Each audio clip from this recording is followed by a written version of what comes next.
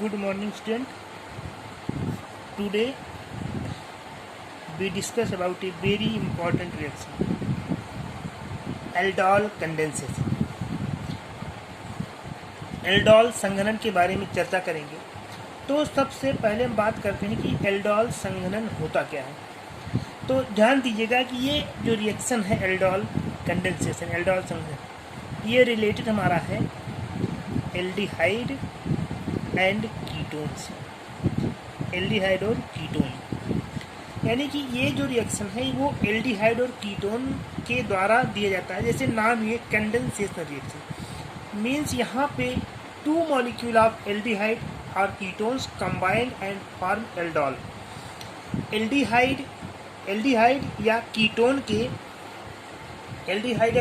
के दो मॉलिक्यूल्स आपस में कंडेंस करते हैं, आपस में जुड़ेंगे और जुड़ करके एक एडिशन प्रोडक्ट बनाएंगे जिसको हम नाम देते हैं एल्डोल। अब इसके लिए कंडीशन क्या होती है एल्डोल की? सबसे पहले ऐसे एल्डिहाइड जिनके पास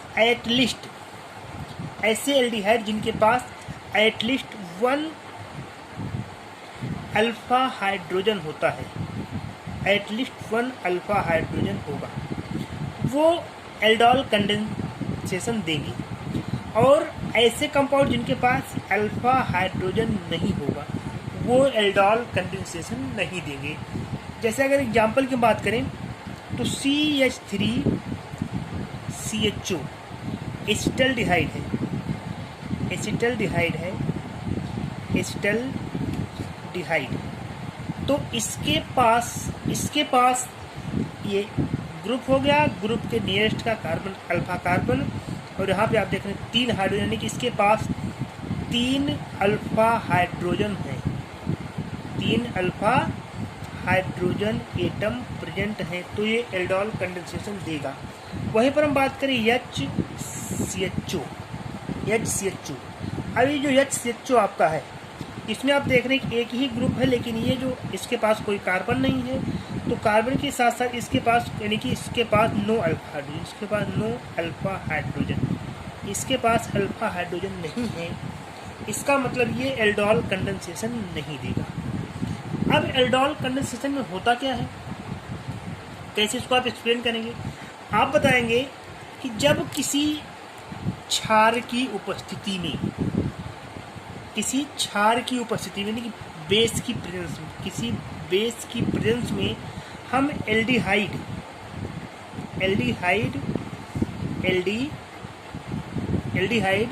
या कीटोन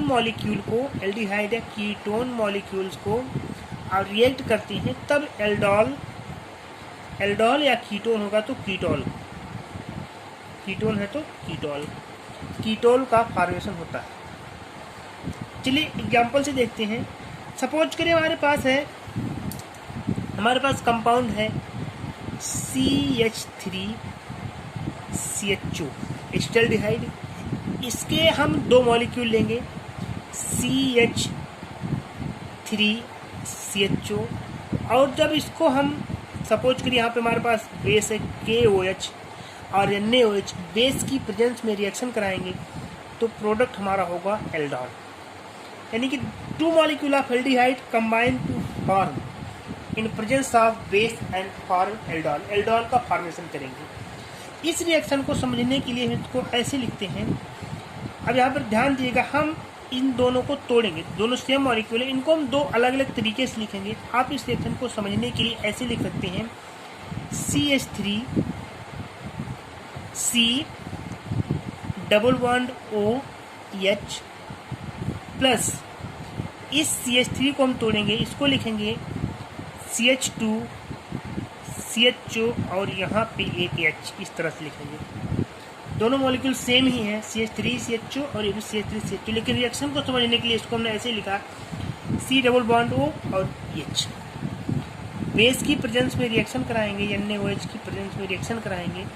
अब आप जानते हैं कि C डबल बॉन्ड O इस तरह से ब्रेक होगा, ऑक्सीजन हमारा बना नेगेटिव और ये कार्बन हमारा बना पॉजिटिव। यहाँ पर ये CH2 है, क्योंकि ये आपका अल्फा हाइड्रोजन है, ये आपका है अल्फा हाइड्रोजन। तो ये बॉन्ड ब्रेक हो इस तरह से, ये ऑक्सीजन नेगेटिव और ये पॉजिटिव बना। ये जो बॉन्ड है जिसको हम CH3 क्योंकि अल्फा हाइड्रोजन कंटेन कर रहा है, इसको हम इस तरह से तोड़ेंगे, इस तरह से ब्रेक होगा। ये H बनेगा पॉजिटिव और ये C बनेगा नेगेटिव। ये CH2 का भाग नेगेटिव और हाइड्रोजन हो गया पॉजिटिव। अब ये हाइड्रोजन जाएगा ऑक्सीजन पर और यहाँ ध्यान दीजिए प्रोडक्ट हमारा हो जाएगा CH3 C single bond O और ये हाइड्रोजन यहाँ पर आया तो ये हो गया OH और फिर ये कार्बन पॉजिटिव था और ये कार्बन नेगेटिव, तो यहाँ पर ये जुड़ा CH2 और ये हाइड्रोजन यहाँ पे लिख रहे हैं, इसके साथ लिख दिए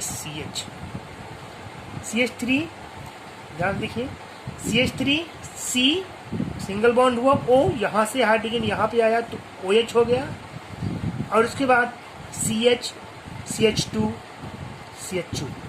अब आप देख रहे हैं जो प्रोडक्ट बना हुआ है, इस प्रोडक्ट में CHO ग्रुप है और OH ग्रुप है। CHO ग्रुप है और OH ग्रुप है। CHO का मतलब होता क्या है बेटा, एल्डिहाइड, और ऑक्सीजन के साथ OH का मतलब होता है एल्कोहल। दोनों शब्दों को मिलाएंगे तो होगा एल्डॉल, एल्डिहाइड प्लस एल्कोहल। एक हो गया एल्डिहाइड और दूसरा आपका हो गया एल्कोहल, तो ये प्रोडक्ट आपको बना एल्डॉल। अब जब इस एल्डॉल को हम हीट करते हैं, गर्म करते हैं, यहाँ से वाटर मॉलिक्यूल रिमूव होता है। अब ये वाटर मॉलिक्यूल रिमूव कहाँ से होगा, कहाँ से निकलेगा, H2O या इसको आप HOH कहते हो। तो ध्यान दीजिए कि हम आपको बता चुके हैं कि यहाँ पर अल्फा बीटा एलिमिनेशन होता है। अल्फा ये OH निकलेगा और OH के नियरेस्ट उस कार्बन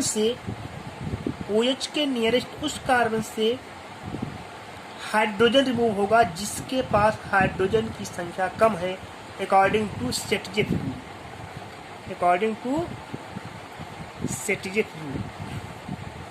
सेटजिफ रूल के अकॉर्डिंग यहाँ से OH और उस कार्बन से हाइड्रोजन रिमूव होगा जिसके पास कम, यानी कि यहाँ से रिमूव होगा, क्योंकि यहाँ पे आपका ये अल्फा हो गया, इस कार्बन के पास 2 हाइड्रोजन और इसके पास है 3 हाइड्रोजन, तो यहाँ से हाइड्रोजन निकला।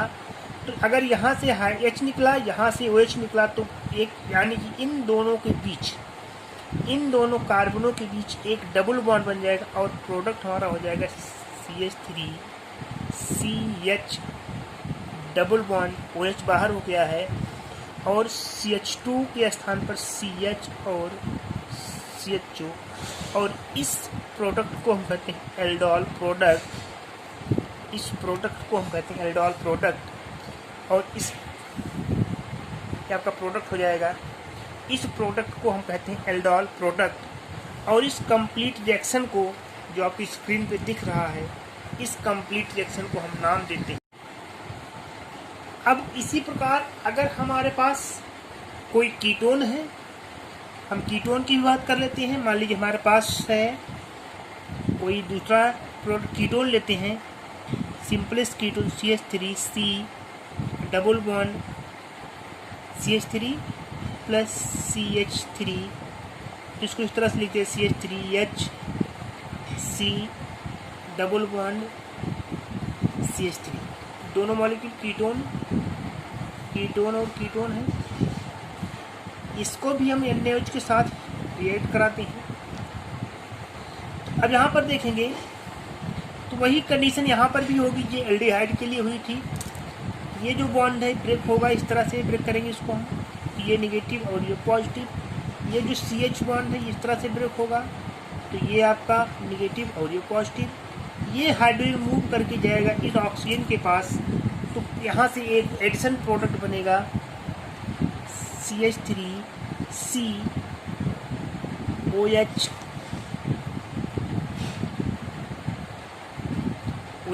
और ये आपका CH2 यहाँ पर जुड़ेगा। ये CH3 यहाँ नीचे लिखते हैं CH3 CH2 C double bond और CH3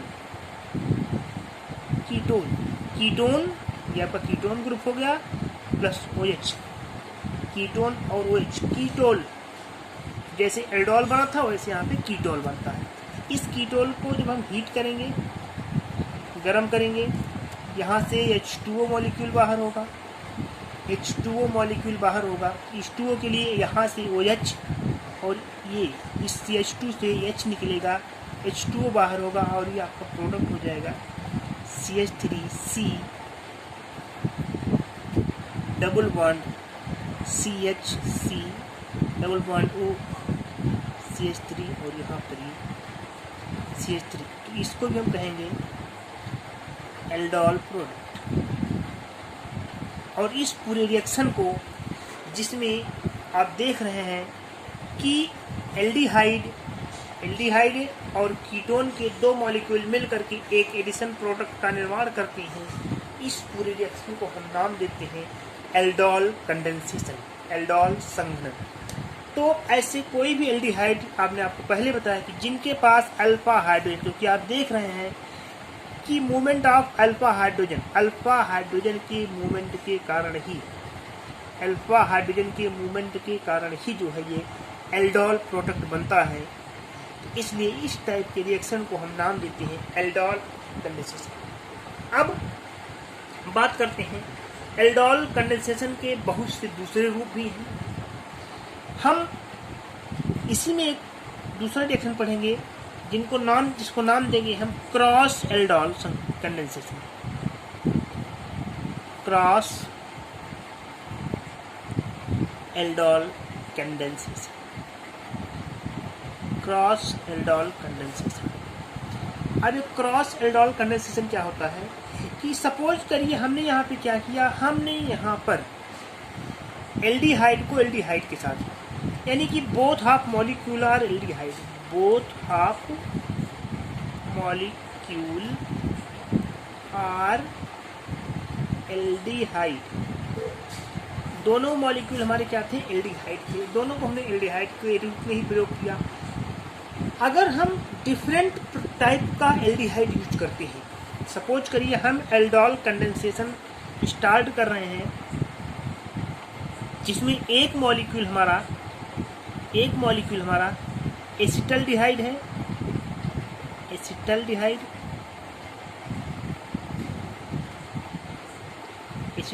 है, और दूसरा उसके साथ हम ले रहे हैं प्रोपियोनल्डिहाइड, यानी कि एक हम ले रहे हैं CH3CHO, एक ले रहे हैं CH3CHO और दूसरा उसके साथ ले रहे हैं CH3CH2CHO। जब दो डिफरेंट टाइप के एल्डिहाइड प्रयोग किए जाएंगे, दो अलग प्रकार के एल्डिहाइड प्रयोग यूज किए जाएंगे, तो उस कंडीशन में जो प्रोडक्ट होगा वो कोई सिंगल प्रोडक्ट ना बनकर वो ग्रुप ऑफ प्रोडक्ट बनेगा, एक उत्पादों का समूह बनेगा जिसमें कि एक से अधिक प्रकार का कंडेंसेशन होगा, एक से अधिक प्रकार का कंडेंसेशन प्रोडक्ट होगा। अब इस कंडीशन में संभव है कि एक से अधिक प्रकार के एल्डिहाइड का फॉर्मेशन हो, एक से अधिक प्रकार के एल्डोल का फॉर्मेशन हो। सबसे पहली कंडीशन ये है कि अगर हम इसको मान लेते हैं कि अगर एल्डोल कंडेंसेशन, क्योंकि ये भी एल्डिहाइड है दूसरा मॉलिक्यूल भी एल्डिहाइड है, तो अगर कंडेंसेशन इनका आपस में हो, यानी कि एसिटल्डिहाइड के साथ या प्रोपियोनल्डिहाइड के साथ कंडेंस करें, तो ये प्रोडक्ट होंगे। इसके अलावा दूसरी कंडीशन है कि ये अल्फा हाइड्रोजन डोनर ये हो और दूसरी कंडीशन है अल्फा हाइड्रोजन डोनर ये मॉलिक्यूल हो। तो इसके लिए यहाँ पर एक ग्रुप ऑफ प्रोडक्ट हमको मिलता है, और जिस ग्रुप ऑफ प्रोडक्ट यानी कि एक क्रॉस एल्डोल टाइप का प्रोडक्ट बनता है, जिस प्रोडक्ट को हम नाम देते हैं क्रॉस एल्डोल कंडेंसेशन प्रोडक्ट। अब देखिए, सबसे पहले हम इसमें 4 कंडीशन आएंगी। सबसे पहले अगर हम ये माने कि जो एल्डोल हो रहा है, यानी कि जो कंडेंसेशन हो रहा है, वो एसिटल्डिहाइड का मॉलिक्यूल एसिटल्डिहाइड का मॉलिक्यूल एसिटल्डिहाइड के ही मॉलिक्यूल के साथ कंडेंस कर रहा हो।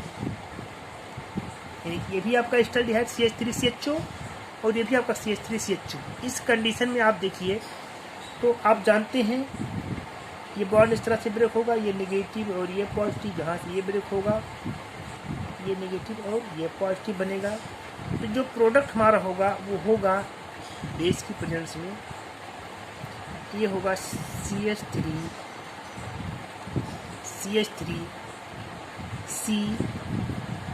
COH H CH2 CH2। और इसका अगर हम एलिमिनेशन कराएंगे यहाँ से H2O मॉलिक्यूल बाहर हो जाएगा और ये बन जाएगा CH3 CH double bond CH और CH2, ये प्रोडक्ट होगा। अगर हम ये कहें कि दूसरी कंडीशन जो है, अगर प्रोपियोनल्डिहाइड के मॉलिक्यूल प्रोपियोनल्डिहाइड के साथ ही कंडेंस करते हैं, यानी कि CH3 CH2 C double bond H propionaldehyde plus CH2 H CH2 CHO, फिर वही कंडीशन यहाँ से ये आपका माइनस और ये प्लस, यहाँ पर इस तरह से ये प्लस और ये माइनस। प्रोडक्ट हमारा होगा CH3 CH2 C OH H CH2 CH2 और अगर इसका हम डिहाइड्रेशन करवाते हैं तो यहाँ पर दो प्रोडक्ट संभव हैं। यहाँ से अगर H2O निकालते हैं तो ये हमारा हो जाएगा CH3 CH2 CH double bond CH CH2 और CH2, ये आपका दूसरा प्रोडक्ट हो गया। अब तीसरी कंडीशन ये है, क्योंकि हम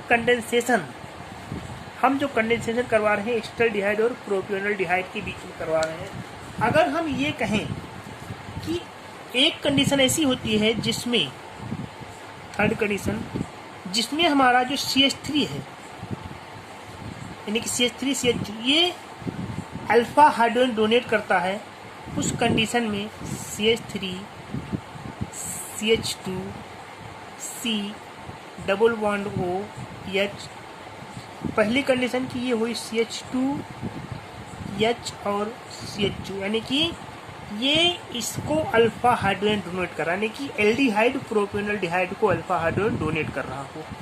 तो अब यहाँ पे आप देखेंगे फिर वही बात आएगी, ये आपका निगेटिव और ये पॉजिटिव, यहाँ पर ये पॉजिटिव और ये निगेटिव। यहाँ से जो प्रोडक्ट आएगा वो हो जाएगा CH3 CH2 C OH H CH2 और CH2। यहाँ से वाटर मॉलिक्यूल रिमूव करेंगे, ये हो जाएगा CH3